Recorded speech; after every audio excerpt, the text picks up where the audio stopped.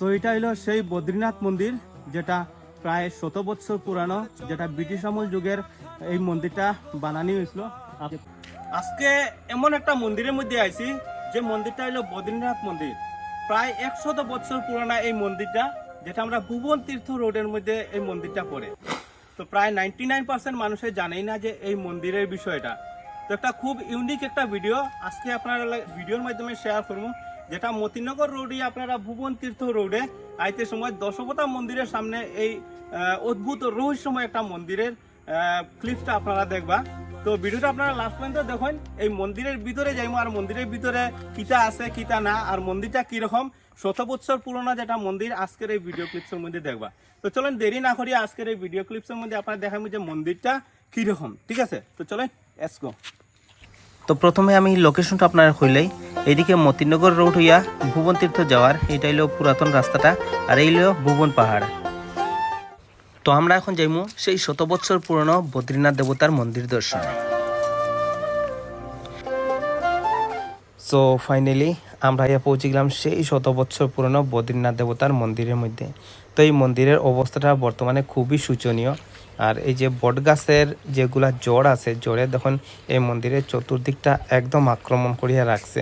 এই মন্দিরের মানে অবস্থাটা বর্তমানে খুবই খারাপ। তো এই মন্দিরের অস্তিত্ব বজায় রাখতে হইলে আমরা প্রত্যেক সনাতনী ভাই বন্ধুরা আগে বাড়তে লাগবো। আর এই ভিডিওটা আপনারা সবে যে জায়গা থেকেই দেখরা, এই জায়গা থেকে আপনারা শেয়ার করে দিন, যাতে এই ভিডিওর মাধ্যমে সরকারের দৃষ্টি আকর্ষণ হয় আর এই মন্দিরের পুনর্নির্মাণ হয়। তো এটা হলো সেই বদ্রীনাথ মন্দির, যেটা প্রায় 100 বছর পুরানো, যেটা ব্রিটিশ আমল যুগের এই মন্দিরটা বানানো হয়েছিল।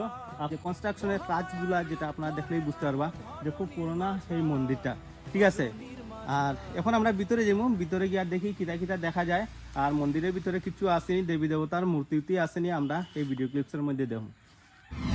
তো এই মন্দিরটার ফ্রন্ট সাইডটা দেখিয়া খুবই খারাপ লাগে, কারণ এই মন্দিরের উপরে যে বট গাছের জন্ম নিছে, এই বট গাছের জড়ে টোটালি মন্দিরটারে ড্যামেজ করিয়া রাখছে। তো কারণ মানুষ আসা যাওয়া না হওয়ার কারণে এই মন্দিরটা আজকে এই অবস্থা।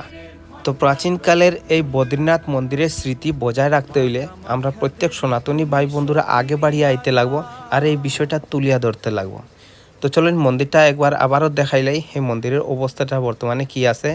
দেখুন গাছের জড় মন্দিরের ভিতরে পর্যন্ত আছে, আর উপরে দেখুন চামচিকা বাদুর এগুলা মানে এখন বাসস্থান করে লিছে এই মন্দিরটার মধ্যে। তো এই অদ্ভুত মন্দিরটা আপনারা কে কে দেখছেন কমেন্টে নিশ্চয় জানাইবা, যেটা ভুবন তীর্থ রোডে মতিনগর রোডিয়া ভুবন তীর্থ রোডে যাওয়ার সময় দশবতা মন্দিরের সামনে এই রহস্যময় মন্দিরটার দর্শন করতে পারবা। যারা যারা এখনো ভুবন তীর্থে তো আপনারা নিশ্চয় আইছেন, কিন্তু এই বদ্রীনাথ মন্দিরটা আপনারা কারা কারা দর্শন করছেন কমেন্টে নিশ্চয় জানাইবা। জয় বদ্রীনাথ।